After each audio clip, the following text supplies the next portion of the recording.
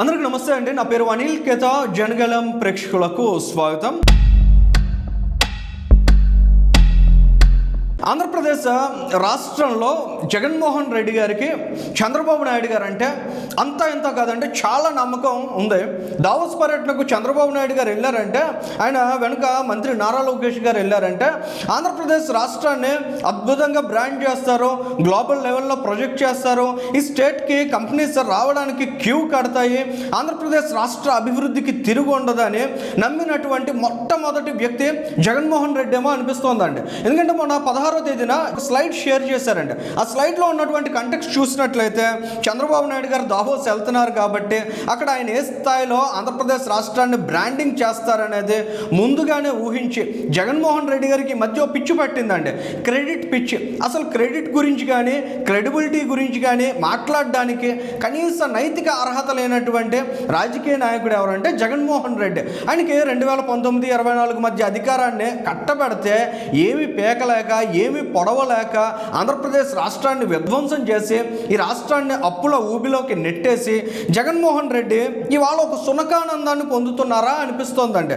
ఎందుకంటే పెట్టుబడులకు నమ్మకమట, పారిశ్రామిక అభివృద్ధికి బలమైన పునాది పడిందట. ఎప్పుడు జగన్మోహన్ రెడ్డి గారి పరిపాలన అలగబెట్టినటువంటి 5 ఏళ్ల కాలంలో పునాది పడిందంట. ఇది చదివిన ప్రతి ఒక్కరూ కూడా ఎలా నవ్వాలో అర్థం కానటువంటి సిచ్యువేషన్ అండి. అసలు జగన్మోహన్ రెడ్డి ఏంటి, జగన్మోహన్ రెడ్డి మొహం చూడడం ఏంటి, అసలు ఇన్వెస్టర్స్ వచ్చేటువంటి అవకాశం ఉంటుందా? చూసాం, ఇది భోగాపురం విమానం 2026లో ఎగిరిద్దని నేను ఆ రోజుల్లోనే జోస్యం చెప్పాను, నేను చెప్పినట్టే ఎగిరింది చూసారా అని ఒక ప్రకటన చేశాడండి ఆయన. అసలు ఇలాంటి మాటలు, ఇలాంటి కళ్ళబొల్లి మాటలు ఆ రోజుల్లో అనిల్ కుమార్ యాదవ్ పోలవరాన్ని 2021లో ప్రారంభించేస్తున్నాం అన్నాడు. ఆ తర్వాత అంబోత్ రాంబాబు వచ్చి 6 నెలలు అన్నాడు, ఏడాది అన్నాడు. ఆ తర్వాత అసలు అది ఎప్పుడవుతుందో మాకే తెలియనటువంటి ఒక సంక్లిష్టమైనటువంటి ప్రాజెక్ట్. అసలు ఆ ప్రాజెక్టు గురించి మీరు మాట్లాడద్దు, మాకు ఏమీ తెలియదు, మీరు కళ్ళు మూసుకోండి, అది అయితే అవుతుంది లేకపోతే వల్లగాట్లో కలిసిద్ది, ఇలాంటి మాటలు చెప్పాడు ఆ రోజుల్లో అంబటి రాంబాబు. మరి జగన్మోహన్ రెడ్డి విశాఖపట్నం ఇంకో ఉగాదికి వస్తున్నా, ఇదిగో దసరాకు వస్తున్నా, మళ్ళీ ఉగాదికి వస్తున్నా, 100 రోజుల్లో వస్తున్నా, వారం రోజుల్లో వస్తున్నా, ఎలక్షన్ ముందు వస్తున్నా, ఇలాంటి దిక్కుమాలిన ప్రకటనలన్నీ ఎవరు చేశాడండి? జగన్మోహన్ రెడ్డి కదా చేశారు. మరి ఇటువంటి నాయకులు 2026లో విమానం ఎగిరిద్దని చెప్పాడట. ఆయన చెప్పినట్టు ఇవాళ విమానం ఎగిరిందట. మా కర్మ కొద్దీ, నిజంగా ఆంధ్రప్రదేశ్ రాష్ట్ర ప్రజల కర్మ కొద్దీ జగన్మోహన్ రెడ్డి ముఖ్యమంత్రి అయినట్లయితే అక్కడ విమానం కాదు కదా, కనీసం ఎర్ర బస్సు కూడా తిరిగేటువంటి సిచ్యుయేషన్ కూడా ఉండేది కాదు. ఆంధ్రప్రదేశ్ రాష్ట్రం అడుక్కు తినే ప్రదేశ్గా మారిపోయేటువంటి సిచ్యుయేషన్ దాపురించి ఉండేది. ఆంధ్రప్రదేశ్ రాష్ట్ర ప్రజల అదృష్టం కొద్దీ జగన్మోహన్ రెడ్డి గారికి 11 సీట్లు రావడం వలన ఇవాళ స్టేట్లో ఈ రకమైనటువంటి ప్రోగ్రెస్ అంతా మనం చూడగలుగుతున్నాం. So coming back, Jaganmohan Reddy గారికి చంద్రబాబు నాయుడు గారి మీద ఉన్నటువంటి కాన్ఫిడెన్స్ గురించి కదా మనం మాట్లాడుతున్నాం. జగన్మోహన్ రెడ్డి గారు చాలా ముందు చూపు కలిగిన వ్యక్తి అండి ఈ విషయంలో. ఎందుకంటే చంద్రబాబు నాయుడు గారు దావోస్ వెళ్ళారంటే ఖచ్చితంగా మిరాకిల్ చేస్తారు. ఎందుకంటే 5 ఏళ్ల పాటు జగన్మోహన్ రెడ్డి ఆంధ్రప్రదేశ్ రాష్ట్రాన్ని విధ్వంసం చేస్తే, అప్పుల ఊబిలో నట్టేట ముంచేస్తే, అటువంటి రాష్ట్రానికి కూడా ఇన్వెస్టర్స్ని తీసుకురావచ్చు, ఏడాది కాలంలో ఇన్ని అద్భుతాలు చేయొచ్చు అని చంద్రబాబు నాయుడు గారు 2025 సంవత్సరంలో ప్రూవ్ చేశారండి. మరి ఒక స్ట్రాంగ్ ప్లాట్ఫామ్ క్రియేట్ చేసేసిన తర్వాత మళ్ళీ దావోస్లో అడుగు పెట్టారండి చంద్రబాబు నాయుడు గారు. ఇక ఏ రేంజ్లో రిజల్ట్ ఉంటుంది అనేది జగన్మోహన్ రెడ్డి గారు కోడి బుర్రకి ఎక్కడో తట్టినట్టు ఉందండి. అందుకని ఆ స్లైడ్ 16వ తారీఖున ఆయన YSR Congress party official social మీడియాలో షేర్ చేశారండి. కానీ జగన్మోహన్ రెడ్డి గారు కాస్త మెదడు పెట్టి ఆలోచించాలండి మీ టీం. అసలు ఏ లోగోస్ పెడుతున్నాం, ఏ కంపెనీస్ గురించి మాట్లాడుతున్నాం, అసలు ఆ కంపెనీస్ గురించి మనం మాట్లాడడానికి మనకి ఏమైనా అర్హత ఉందా, అసలు దానికి సంబంధించినటువంటి గ్రౌండ్ వర్క్లో మనం ఎక్కడన్నా ఉన్నామా, ఇటువంటి కనీస ఇంగితం సోయా లేకుండా ఎవడో లోగోలు తీశాడు, వాటిని చక్కగా డిజైన్ చేశాడు, వీటి మధ్య రంగురంగుల లోగోల మధ్య జగన్మోహన్ రెడ్డి చిరునవ్వులు ఒలికిస్తూ, చిరునవ్వులు వంపేసుకుంటూ అసలు చాలా అద్భుతంగా నవ్వుతున్నాడు.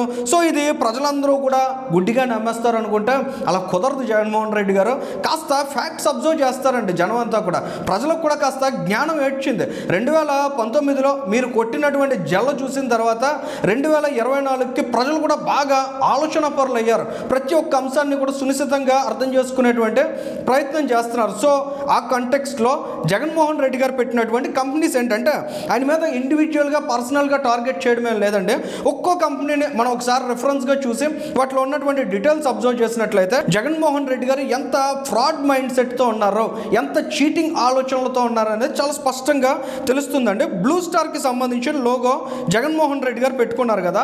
అసలు బ్లూ స్టార్కి సంబంధించినటువంటి ఒక ప్రకటన మీరు ఇక్కడ చూస్తున్నారండి. ఆ రోజుల్లో బిజినెస్ స్టాండర్డ్ పత్రికలో కవరేజ్ వచ్చింది. Blue star to begin production at Sri City plan by 2021 with 2.3 billion fund అని చాలా స్పష్టంగా మీరు చూస్తున్నారు. 2018 ఏప్రిల్ 6వ తేదీన వచ్చినటువంటి ప్రకటన ఇది. ఈ పక్కన మీరు చూసినట్లయితే టీసీఎస్ అండి. టీసీఎస్ చంద్రశేఖరన్ గారిని నారా లోకేష్ గారు కలిసి ఒక ఎకరం భూమి ₹1 ఇవ్వాలి, ఆంధ్రప్రదేశ్ రాష్ట్రంలో ఏపీ లిఫ్ట్ ఒక పాలసీని తీసుకొచ్చారు. ఆ పాలసీ ద్వారా ఎవరైతే ఫార్చ్యూన్ 500 కంపెనీస్ ఉంటాయో వాటన్నిటినీ ఆంధ్రప్రదేశ్ రాష్ట్రంలో ల్యాండ్స్ ఇచ్చి ఎంకరేజ్ చేయాలనే ఆలోచన లోకేష్ గారు తీసుకున్నారు. ఆ ఇనిషియేటివ్లో భాగంగా టీసీఎస్కి ఫస్ట్ ఈ విధంగా ల్యాండ్ అలాట్ చేశారు. ఆ తర్వాత ₹1కి కనీసం ఇడ్లీ అయినా వస్తుందా, కానీ ఎకరం భూమి ఇచ్చేస్తున్నారని ఆ జగన్మోహన్ రెడ్డి, ఆయన వైఎస్ఆర్ కాంగ్రెస్ పార్టీ, ఆయన పేటీఎం మోకలో ఆయన పెయిడ్ సోషల్ మీడియా కూడా దుమ్మెత్తి పోసారని. మరి సిగ్గు లేకుండా ఎలా టీసీఎస్ లోగోని పక్కన పెట్టుకున్నావు జగన్మోహన్ రెడ్డి? అంతే నా పక్కన గ్రీన్ కో ఉంది కదండి. గ్రీన్ కోకి సంబంధించి ఐఆర్ఈపీ ఇంటిగ్రేటెడ్ రెన్యూవబుల్ ఎనర్జీ ప్రాజెక్ట్ ఉంది. అసలు ఆ ప్రాజెక్ట్ని ఎవరు తీసుకొచ్చారండి? మీరు ఇక్కడ చాలా స్పష్టంగా 2 స్లైడ్స్ చూపిస్తానండి. గ్రీన్ కోస్ 2.75 gigawatt solar wind storage project approved in India. చాలా క్లియర్గా చూస్తున్నారు. ఆంధ్రప్రదేశ్ రాష్ట్రంలో ఈ ప్రాజెక్ట్ 2018లోనే అప్రూవ్ అయినటువంటి ప్రాజెక్ట్. దీంతోపాటు ఇంకో న్యూస్ స్లైడ్ మీరు చూస్తున్నారు. గ్రీన్ కోస్ 1550 megawatt renewable energy project cleared. Project in Kurnool to have 1200 megawatt pumped storage. ఈ ప్రాజెక్ట్కి సంబంధించినటువంటి డీటెయిల్స్ ఎంత స్పష్టంగా కనిపిస్తుంటే జగన్మోహన్ రెడ్డి గారికి కనీసం ప్రజలు ఏమనుకుంటారో, ప్రజల్లో కూడా కాస్త అవగాహన ఉంటుంది, ప్రజలు కూడా అంశాల వారీగా ప్రతి ఒక్క విషయాన్ని గమనిస్తారు. ఇటువంటి ఆలోచన ఏమీ లేకుండా మొన్న గ్రీన్ అమోనియాకి సంబంధించి చంద్రబాబు నాయుడు గారు ఆ రోజు అక్కడ శంకుస్థాపన చేస్తే కాకినాడని గ్రీన్ హైడ్రోజన్ వ్యాలీగా తీర్చిదిద్దుతాం అనేటువంటి ప్రకటన చేస్తే జగన్మోహన్ రెడ్డి గారికి కడుపు మంట ఆగట్లేదు మాట. అసలు ఏంటి, మన ఆంధ్రప్రదేశ్ రాష్ట్రాన్ని విధ్వంసం చేయాలనుకుంటే ఆంధ్రప్రదేశ్ రాష్ట్రానికి ఎవడూ అడుగు పెట్టలేనటువంటి సిచ్యువేషన్ క్రియేట్ చేసిన తర్వాత కూడా చంద్రబాబు నాయుడు గారు ఇటువంటి అద్భుతాలు చేయగలుగుతున్నారు. వీటన్నిటినీ నేను ఏ విధంగా అడ్డుకోవాలి, వీటిని అడ్డుకోవడానికి నా శక్తి సరిపోవట్లేదు అనేటువంటి ఏడుపు జగన్మోహన్ రెడ్డి గారిలో చాలా స్పష్టంగా కనిపిస్తోందండి. అందులో భాగంగానే గ్రీన్ కోకి సంబంధించినటువంటి లోగో కూడా పెట్టుకున్నారు. ఆ పక్కన మీరు చూసినట్లయితే ఒబరాయ్ గ్రూప్ అంటే ముంతాజ్ హోటల్స్. మీరు స్పష్టంగా కొన్ని రోజుల క్రితం గమనించినట్లయితే తిరుపతి కొండ కిందన అలిపిరి ఘాట్ రోడ్ పక్కన ముంతాజ్ హోటల్కి చంద్రబాబు నాయుడు గారు ల్యాండ్ ఇచ్చేశారు. అసలు చాలా ఘోరమైన అపచారం జరిగిపోతుంది అని నానా యాగి చేశారు కదండి. మరి సిగ్గు లేకుండా ఇవాళ ఆ ముంతాజ్ హోటల్ ఏదైతే ఉందో అది సబ్సిడియరీ ఆఫ్ ఒబరాయ్ గ్రూప్. మరి ఈ ఒబరాయ్ గ్రూప్ లోగోని ఎలా జగన్మోహన్ రెడ్డి పక్కన వేసుకున్నాడు? జగన్మోహన్ రెడ్డి ఆ రోజుల్లో ముఖ్యమంత్రిగా ఉన్నప్పుడు నిజంగానే ఈ ఒబరాయ్ గ్రూప్ని తీసుకొచ్చాడు, ఆ ముంతాజ్కి అక్కడ ఇచ్చాడు. ఆ రోజుల్లో చంద్రబాబు నాయుడు గారు కూడా అబ్జెక్ట్ చేశారు, అక్కడ ఇవ్వడం కరెక్ట్ కాదని. కానీ చంద్రబాబు నాయుడు గారు ముఖ్యమంత్రి అయిన తర్వాత మళ్ళీ దాని మీద రివర్స్లో నాటకాలు ఆడాడు జగన్మోహన్ రెడ్డి. అంటే ఈయన తాలూకా మైండ్ సెట్ అంత చీప్గా ఉంటుంది అనే దానికి ఇవన్నీ కూడా ఎగ్జాంపుల్స్ అండి. అదాని లోగో వేసుకున్నారు. అదాని 2018లోనే చంద్రబాబు నాయుడు గారు ముఖ్యమంత్రిగా ఉన్నప్పుడు ఎంఓయూ చేసుకున్నారు. ఆ ప్రాజెక్ట్కి శంకుస్థాపన చేశారు, వాళ్ళకి ల్యాండ్ అలాట్ చేశారు, ఆ ల్యాండ్కి అవసరమైనటువంటి ఇన్ఫ్రాస్ట్రక్చర్ క్రియేట్ చేశారు. ఏపీఐఎస్సీ ఆధ్వర్యంలో అక్కడ అవసరమైనటువంటి మౌలిక వసతులు కల్పించారు. ఇంత ప్రక్రియ జరిగిన తర్వాత అదాని ఆ రోజుల్లో పెట్టాల్సినటువంటి డేటా సెంటర్ని జగన్మోహన్ రెడ్డి అడ్డుకుని ఆ తర్వాత కాలంలో 2023లోనే ఎప్పుడో మళ్ళీ రెండోసారి శంకుస్థాపన చేశాడు. సో ఇవాళ గూగుల్కి సంబంధించినటువంటి డేటా సెంటర్ లోకేష్ గారు తీసుకొచ్చారండి. అసలు గూగుల్ రావట్లేదు, అదాని డేటా సెంటరే గూగుల్ డేటా సెంటర్ అని ఈ వైఎస్ఆర్ కాంగ్రెస్ పార్టీ కదని ప్రచారం చేసింది. మరి వాళ్ళకి ఎంత సిగ్గు లేకుండా గూగుల్ లోగోని పక్కన వేసుకున్నారండి. ఇంత నిస్సిగ్గుగా అసలు ఎవరన్నా ప్రచారం చేసుకోగలుగుతారా? ఒక్క జగన్మోహన్ రెడ్డి మాత్రమే చేసుకోగలుగుతాడండి. బల్క్ డ్రగ్ పార్క్ ఇది సెంట్రల్ గవర్నమెంట్ ఇనిషియేటివ్. వివిధ రాష్ట్రాల్లో బల్క్ డ్రగ్ పార్క్స్ ఏర్పాటు చేయడానికి కేంద్ర ప్రభుత్వం ఆలోచన చేసింది. తీర ప్రాంతంలో ఉన్నటువంటి ఆంధ్రప్రదేశ్ రాష్ట్రానికి కూడా బల్క్ డ్రగ్ పార్క్ని కేటాయించారు. ప్రధాని నరేంద్ర మోదీ గారు ఆ రోజు శంకుస్థాపన చేశారు. మరి గుజరాత్లో ఉన్నటువంటి బల్క్ డ్రగ్ పార్క్ ఇప్పటికే 75% పనులు పూర్తి చేసుకుని పురోగతి దిశగా ఉంది. మరి ఆంధ్రప్రదేశ్ రాష్ట్రంలో 2.5 సంవత్సరాల పాటు జగన్మోహన్ రెడ్డి ఏ గాడిదకు పళ్ళు తోమారనేది ఖచ్చితంగా ప్రజలందరూ ఆలోచించాల్సినటువంటి అంశం అండి.